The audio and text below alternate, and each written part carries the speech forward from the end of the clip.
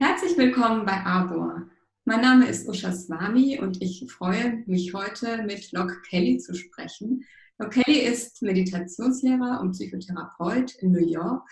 Er hat ein Buch geschrieben über das Erwachen, das heißt die Reise ins Erwachen, und das ist im Arbor Verlag kürzlich erschienen. Er zeigt darin, wie wir ein Gewahrsein mit offenem Herzen kultivieren können, und was das heißt, darüber werden wir jetzt sprechen. So, a warm welcome to you, Loch. We are happy that you are here with us today. Thank you so much. Und dann komme ich gleich zu meiner ersten Frage. In dem Buch Reise ins Erwachen beschreibst du, dass Erwachen für jeden und für jede möglich ist. Dieser Ansatz einer Transformation des Bewusstseins geht davon aus, dass wir, um Wohlbefinden, Klarheit und Ruhe zu erfahren, dass wir dafür nicht unseren Geist beruhigen müssen oder unsere Gedanken kontrollieren oder uns sonst ändern müssen, sondern dass diese Bewusstseinsebene immer vorhanden ist und dass wir leicht auf diese Ebene wechseln können, in der Ruhe und Klarheit bereits da ist. Diese Ebene, du nennst sie im Buch waches Gewahrsein, ist eben immer schon da, und es geht darum zu lernen, wie wir einen Zugang zu ihr gewinnen können. Und das klingt großartig und toll, und ich möchte dich gerne fragen, kannst du das ein wenig näher erläutern? Yes, well, thank you so much. Yes. So the premise is put out in many of the wisdom traditions of the world. And it's that there is a kind of optimal mind, a kind of awakening from a small separate self to this natural, open-hearted, intelligent wisdom mind. So many of the teachers that I studied with, I went both to university to study neuroscience, psychology, and comparative spirituality and philosophy, and then on a fellowship to Sri Lanka, India, and Nepal, and read many of the texts and met many teachers who particularly put forth this premise that the awakeness that we're seeking is already here within us. So I had done a kind of 9-month training in Sri Lanka in what is known as insight meditation or mindfulness from the Theravada tradition, and felt it was wonderful, had great benefits.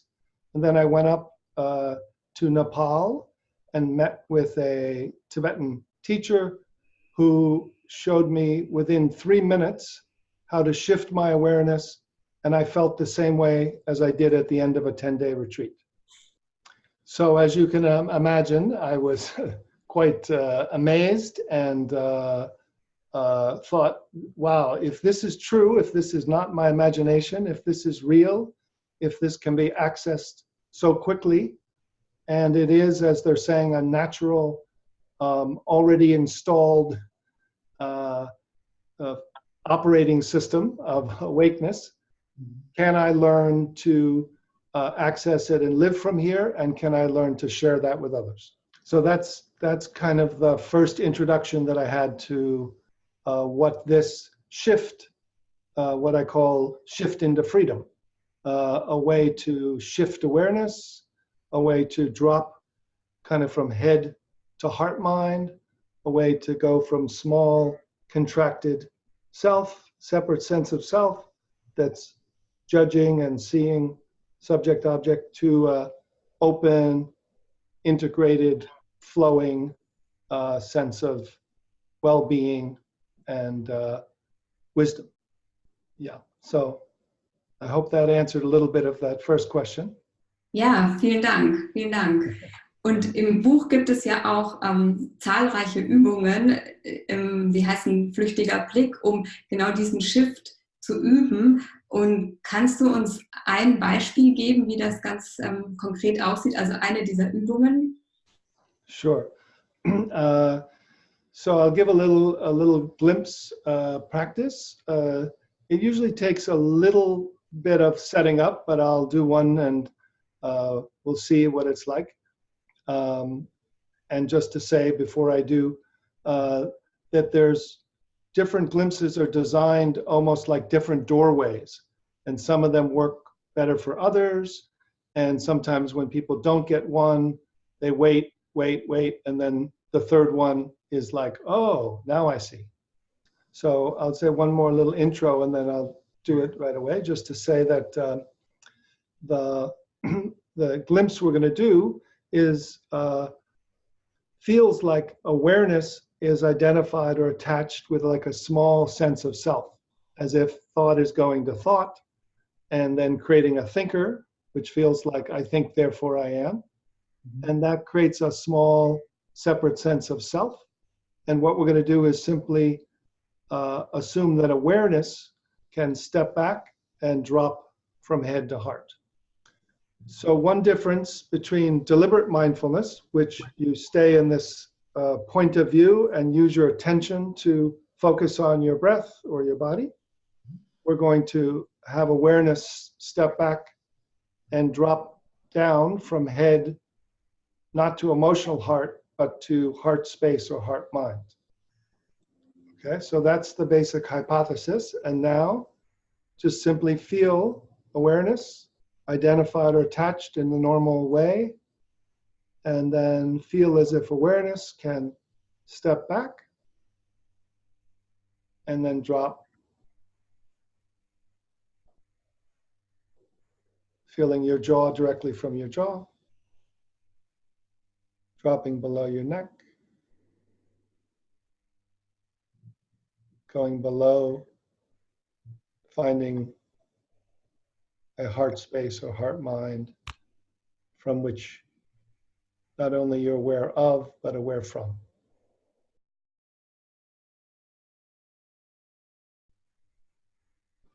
Yeah, and just see what it's like to be aware from this heart mind, so that you don't have to go up to thought to know, and you don't have to go down to sleep to rest. See if you feel this open-hearted potential to know whenever you needed to know something. So that's a little glimpse that is one of maybe 30 or 40 glimpses that are in the book. Okay, danke schön.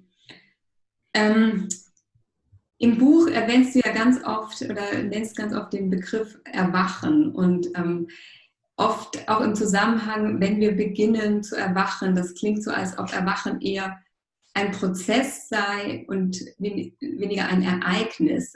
Was bedeutet für dich Erwachen? Wie würdest du das definieren? Yeah, so I'll say a little simply about what awakening, primarily it's moving from a small separate sense of self that's kind of thought-based knowing to this awareness-based, spacious knowing that then is embodied, open-hearted, and can create and relate so that you can live from here. So many people talk about awakening as that first move or that first shift. But I talk about waking up from the small separate sense of self to the spacious awareness. And then I talk about waking in to a kind of embodied open-heartedness. And then I talk about waking out to others and living from. So, yeah, the paradoxical dimension is that the primary awakeness, or the new operating system, it doesn't develop or grow. It's already full, it's hidden, and then we discover it or wake up to it, but then we can be kind of detached or disembodied. So then the thing that's the process is the mixing of the ultimate awakeness with the relative human, so that you can live from here. Yeah. So that's least a simple beginning definition of awakening.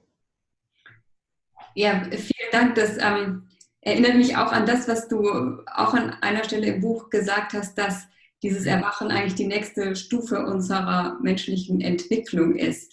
Und das kommt darin eigentlich sehr schön zum Ausdruck.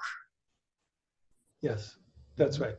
Yeah, so it seems that it's almost what is the ground or the fundamental consciousness is thought-based currently, and we've developed tremendous abilities and types of knowing, but we've almost reached our limit. And there's another level of fundamental consciousness that's awake awareness based, and that is a little more open-hearted and has a compassionate wisdom that is available. Mhm. Ja, vielen Dank. Das ist ganz spannend. Wer Interesse hat, diese Reise ins Erwachen auch in einem Seminar zu erleben, Loch Kelly wird im Anfang September in Berlin sein und dort einen Wochenend-Workshop geben und Sie sind herzlich eingeladen, daran teilzunehmen. Okay, thank you very much, Loch. That was very interesting. And thank you so much. Have a good trip to Germany. Thank you so much. I look forward to seeing many of you there and to visiting Germany. Okay. Take care. Bye-bye.